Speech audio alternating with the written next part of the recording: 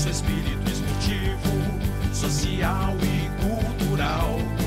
Vamos cantando o hino do América, dando valor tradicional.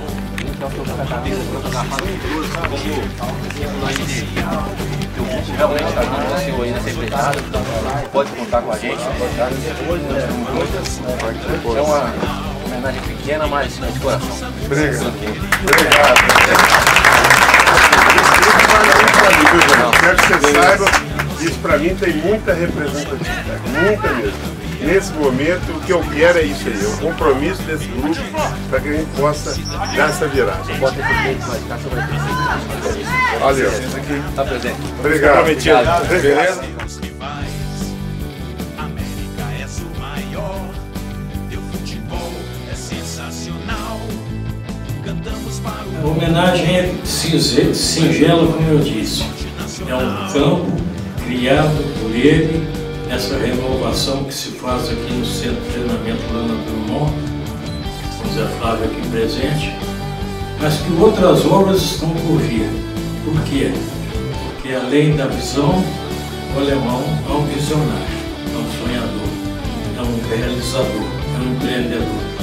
E ele está aqui mais uma vez dando parte do seu espírito de empreendedor ao nosso clube.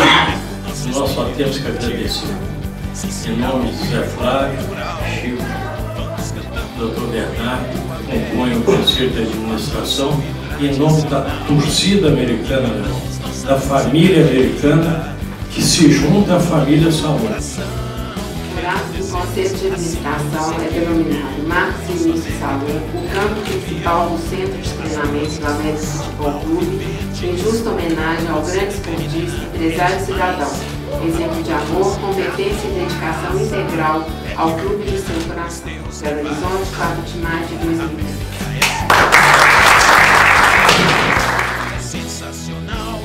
É muito especial para mim esse momento.